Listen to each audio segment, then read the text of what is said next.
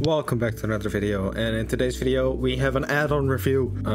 So in this add-on review, we're going to be reviewing my add-on. So to install this add-on, you can just go to Edit, Preferences, Install, and then you should install the zip file, which you will have downloaded from my Gumroad page. Of course you downloaded it from there. So now it's installed, and then we can... Oh, I already had one installed. Let's see. This one needs to go. So we can enable this one, and now it's in the end panel, which you can see right here. It's the PS1. So this add-on, what it does is it makes anything in your scene import the settings of a PS1 game. So these are the default settings. These are the presets. So if you go here and click this button, it will import all the settings. Let's take a quick snapshot render. This is what the default cube looks like. So beautiful. It looks so nice and crisp. This is an Eevee, and if we set it to cycles, it looks even better. It looks even more crisp, but that's not what we want in this video. In this video, we want to make our scenes look like PS1 games. So how to do that? Well, you just open the PS1ify add-on, and we can go here and click one of the presets. I'm going to use this PS1 Max preset, and I can click PS1ify, and it imports all the settings. So now if I press F12, it's horrible. It looks like a PS1 game. You can see it better if we add a plane and do this and render. We can see the shadows are really pixelated, and this is even worse with the lowest preset. You can see here. I also have the PS3 one, which looks a little bit better, but not that much better. It's not high quality or something. So basically what this does, it is this add-on changes all your settings to match the PS1 game. So of course no ray tracing, so it switches to Eevee, setting everything low, changing the filter size to 0. But also it imports compositing nodes with some presets, which you can see here. And it does it all with just one click on a button. So you can watch this intro and then watch the full explanation of the code if you want. So in a real life scenario, we can just open a scene like this environment tutorial, which I have already made a video about, which will be on the screen now. So this is what it looks like in cycles, with the renders, all the samples. It looks really cool and misty and really cool. And these barrels are available in my urban asset pack, which you can buy on my Gumroad. Support the channel. Okay, but if we just open this add-on, we can choose a preset. I'm going with this one because I like it very much, and click PS1ify. It will now take some time compiling the shaders because we switched to Eevee, of course. And if you wait for this, we can render the image and it will look amazing. So this is the render, and it looks really cool. It really looks like a PS1 game. I don't know how it does that, but it looks really cool. I really like these specs, which are called... I forgot what they're called in renders, but they really add to the image. So yeah, that's the add-on. Download it on my Gumroad. Leave a tip if you want. I would really appreciate the support. Thank you all for the support. Welcome back to another video, and in today's video we're going to find out how to make an add-on in Blender. So let's open Blender, and this is my default scene. So you just want to go to scripting, and in this tutorial we're just going to make a quick add-on that has a panel in the end tab, something right here. This is the exact add-on we're going to make, with a button and some presets. This is available on my Gumroad, so you can check it out there. So the first thing we want to do is add a script, add a new text script here. And the first thing we need to do is import our Blender Python. So we're going to do that by import bpy, and that's basically it. Next thing we can do is add a BL info, which is just the BL info is basically, if you go to the preferences add-ons, you see the name here. What it's called, the description, location, file, author, version, etc. So that's what we're going to do here. I just want to type b_info equals and a brace, enter, closing brace. And in between this, we are going to add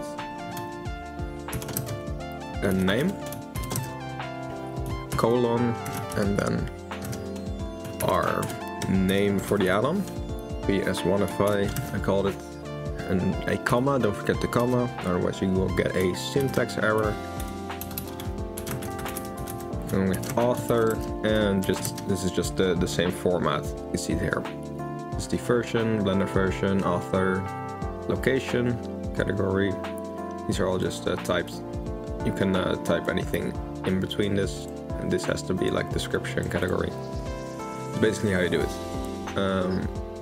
That's it for the BL info. Now let's add a class, and this is going to add a panel. So I'm going to call this PS1, and don't forget the PT. This is imported. I don't know why, it just is.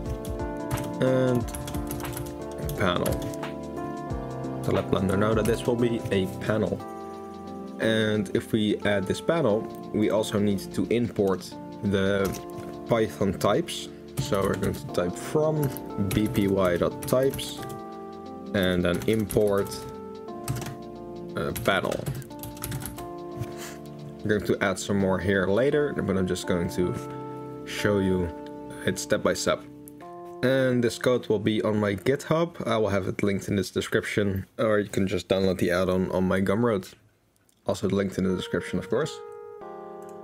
Make sure to save sometimes. And to save the file, you can press Alt-S instead of Control-S.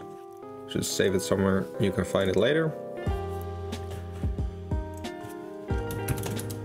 baeac, and I'm going to name this one tutorial. And make sure to add .py for Python script. It will not do it itself, and I can just press Alt-S and it will save, and Control-S to save the blend file. So in this panel we have the BL ID name, and this is called what the class is called with the PT. You don't want to add a comma here for some reason, it's just stupid Python. You can add a label. This is what you can see right here. This is what it's doing. So this label would be real snow equals PS1fi BL space type.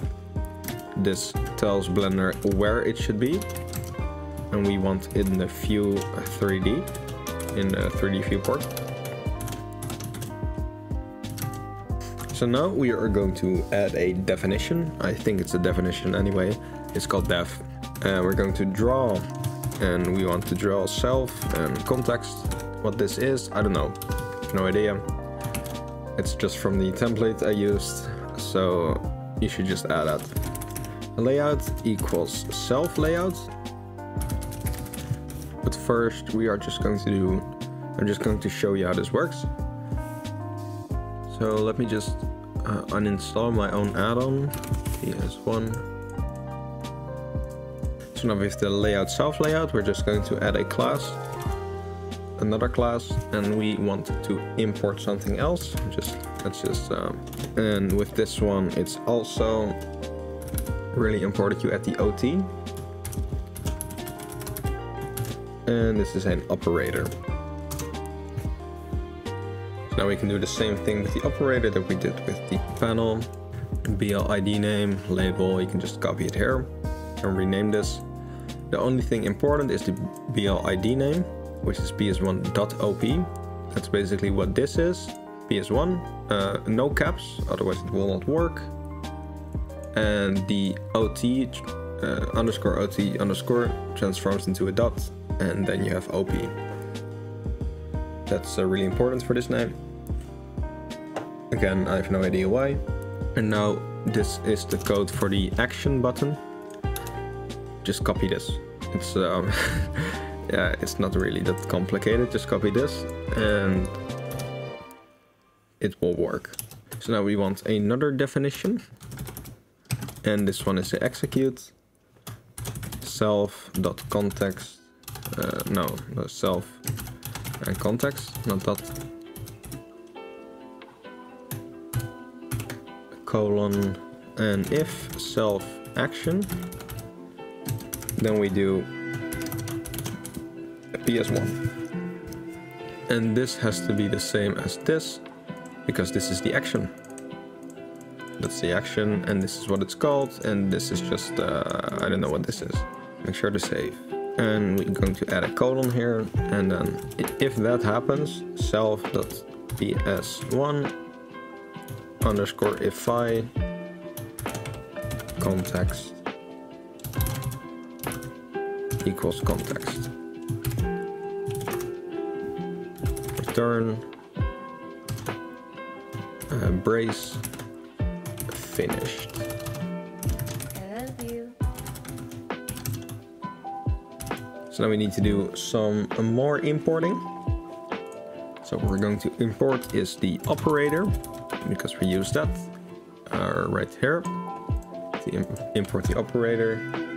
And we are also going to need to import the bpy.props, import enum property, and that's used here. I'm going to need to import that. And now some finishing touches. We need to do a register. This is what happens when we enable the add-on. bpy.utils.register underscore class. These are all the classes we make. We can just copy this and paste it here, and then we can just copy this and paste it here, copy this and paste it here. And now we need to unregister this. So we are going to add a new def unregistered,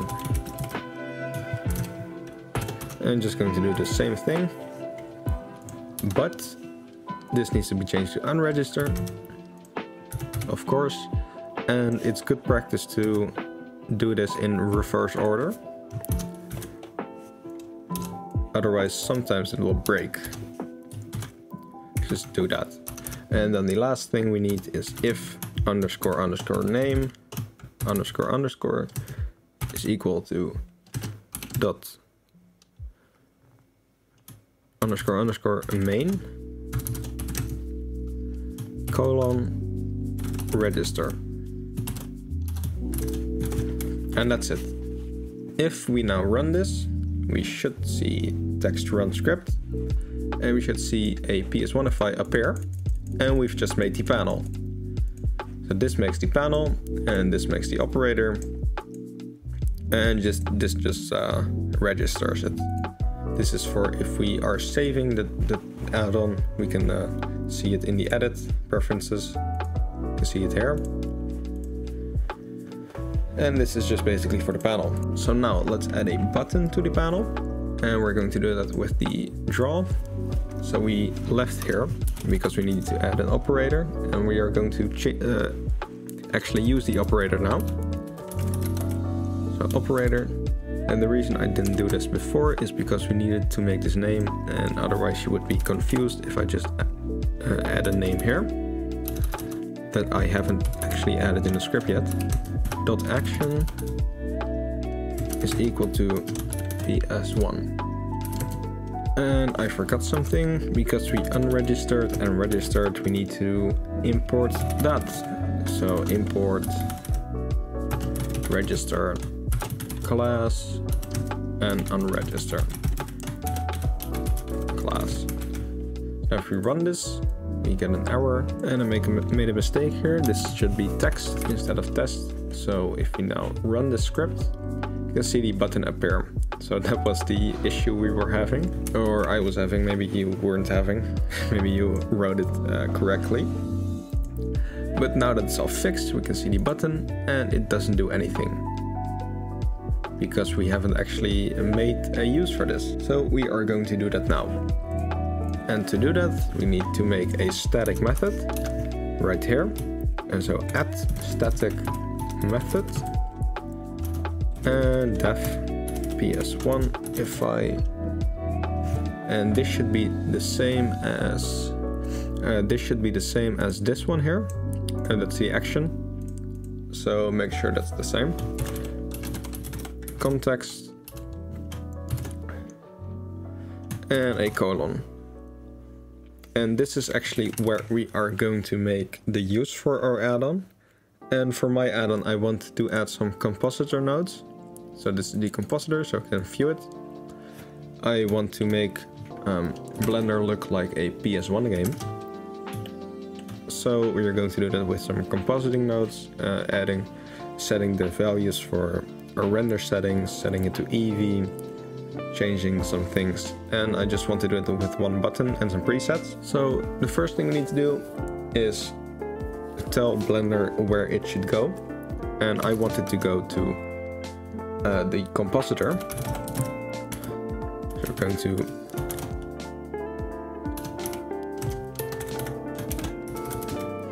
tell it needs to go to the compositor node tree. And this is a set name, so you cannot do anything else. It just has to be this one. You can find all this in the documentation, which I will be linking in the description. The next thing we are going to do is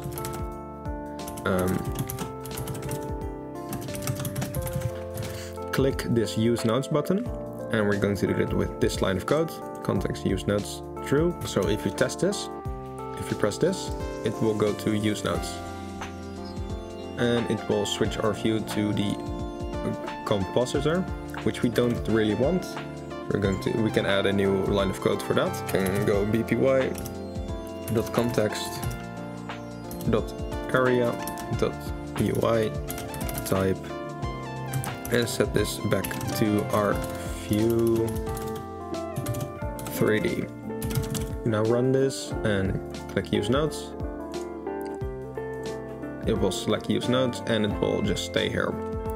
So that's really cool. We now have a functional button, but I want to add some more functions to this. So we see the render layers and composite, and we want this in our final context menu.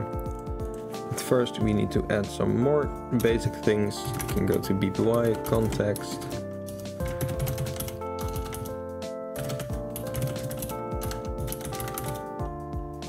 We can change the render engine to Blender_Eevee. So if we have this as cycles and we run the script and press the button, it will change to Eevee, because I want this to be rendered in Eevee. Now to make our life a little bit easier, we can add this node tree and just give this the name bpy context scene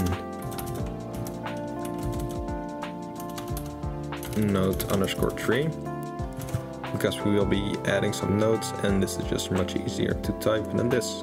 First we want to clear the default nodes, so we're going to use a for loop. For all the nodes, we want to delete them.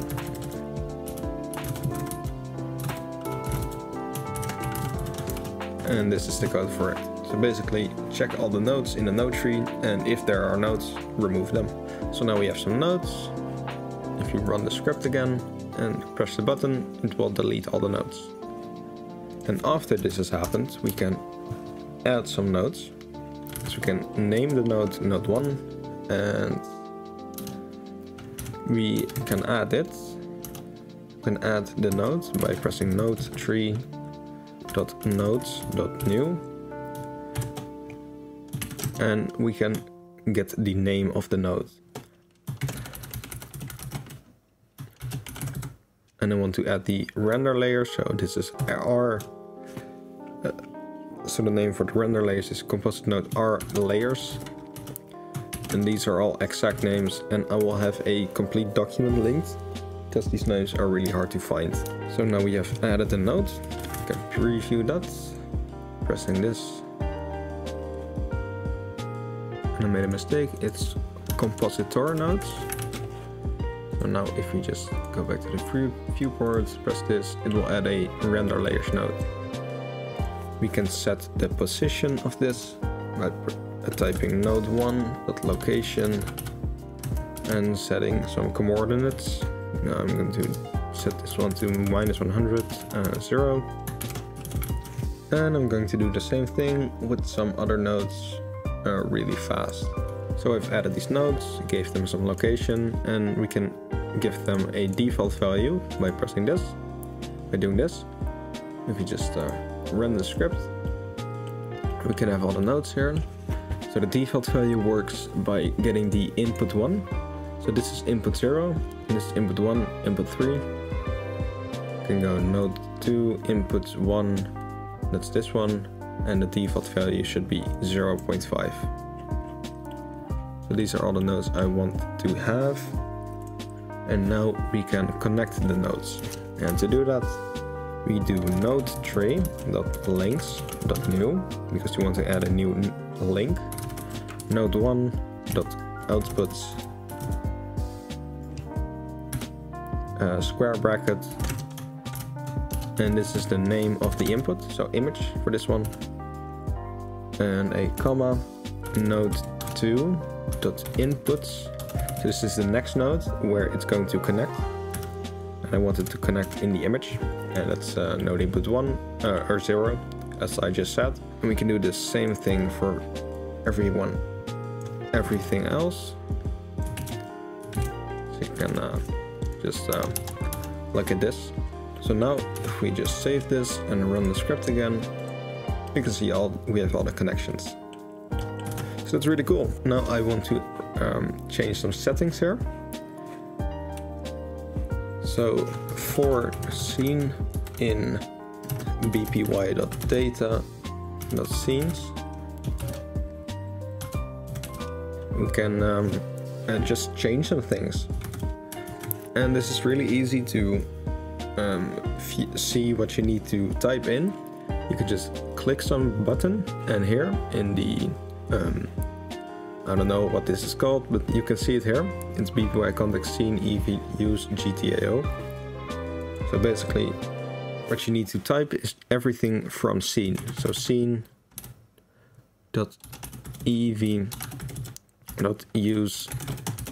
GTAO equals true. And that's how it works. That's basically it. So if you run this again and just disable this, you can see it enables. So now you can do that for all these settings you want, and I'm just going to copy it. So these are all the settings I want to be preset. So now if you run this, click this, it will change everything. And I just did this in the same way I told you. Just look here what I need to use and just plop it in. But now I want to make some presets. So I want to change values differently for other presets. So the first thing we need to do is add a drop-down menu, which we need to add a new class for. This class is going to be called PS1 properties. And this is going to be a property group. I love you. So again, just import this right here, property group. So in this property group, we can add a drop-down box with the same enum property. But first, we should probably just draw it on the screen so we can actually see it. So for that, we need a placeholder, and this is context.scene.placeholder. And we also need a column. So layout.column.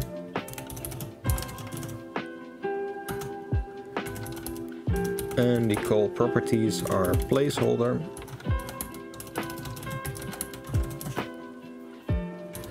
I'm going to name this one a drop-down underscore box.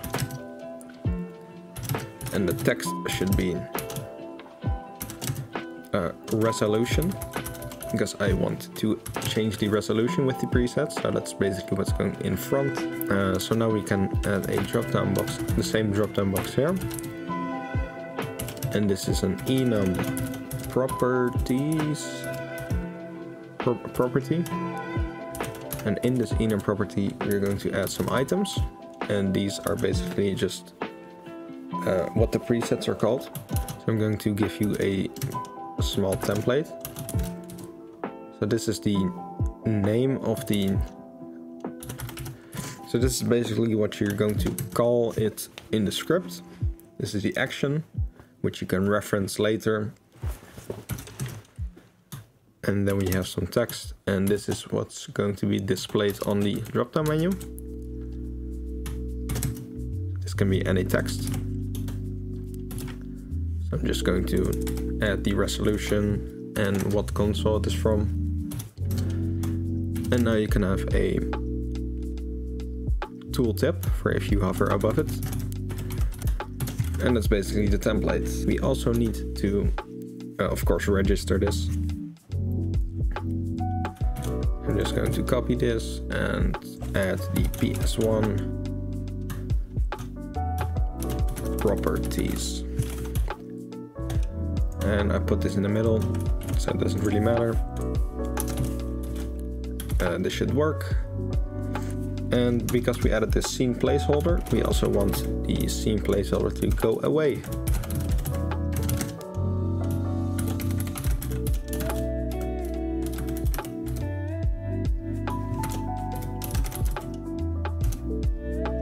Because we added a placeholder, we also want to add the placeholder if we register it. So that's what I'm doing here. So now this actually makes sense for the computer. So we just save this, everything. We also need to add a pointer property, which I used here to import it. I think we need to unregister this, of course. So now this works. I added some more presets and added a comma here, which I forgot. And we need to fix the indents here.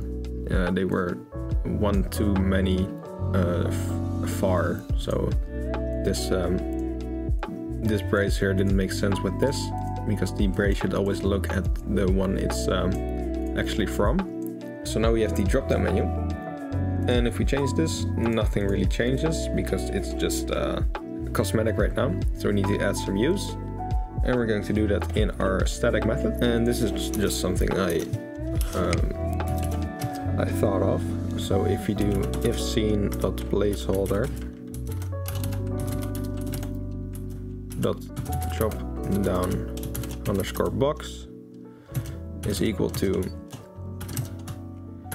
what you called it. So this is what we used. That's this, what we named it, what we can call back in the script. And now we can add some unique properties here. And if you just think about how a script works, it reads from top to bottom. So if you change something here, for example, set the render samples to 1, and then you change it here again to like 4, it will, at the end of the script, it will be 4. Because it changed it to 1 first and then to 4, so it will be 4. So keep that in mind. Don't call something here which you want and then change it there. So now I'm just going to add some things I want to be exclusive to the preset. So that's the render resolution, which is which you can see here, and the contrast. And for the other ones, we can use an elif. That's else if. So if this, change it to this, and if that's not the case, if it's not this, then check if it is something else. And that something else is just the other preset. And I'm just only changing the resolution. And I should... we want to change the contrast here again, because if this didn't happen, it will never have changed. So we still need to change the contrast. I'm just doing this for the other two presets I have as well. This is just hard coding it in. So if we now save and run the script, if we now go to PS1 and PS1ify, it changes to the resolution we specified. And if we just change it to another one, you can see it changed the resolution again. If we go to rendered view, we can also see the contrast, because these two have the same contrast, and then the PS3 has some more contrast. So you can see that here. It's really cool. It's a really cool way to add some presets and make a little add-on. And let's see, some things we forgot was to delete the scene placeholder when we were done with it. So now I'm just going to fix my code a little bit, some things I missed. But I think that's everything I added in my original code, and you can get the original code on my Gumroad. And please leave a tip if you want, it will really help the channel. I wanted to make a particular video with changing these values. So if you render this, it looks like a PS1 game. We go here. But I think this would be more interesting to make an add-on. And it looks really cool. It works. I got a comment, someone asking if I can make things in Blender look like PS1 games. So this is the video for that. And it's also making add-ons in Blender. And something I found really cool was that you can actually just code in Blender and run the script, and it will just act like an add-on. And you can just you've saved this script somewhere. So what you can do is go to where you save the script. So for me that's here. You can just compress it to zip file. And now if you go to back to Blender preferences, add-ons, you can install just that script.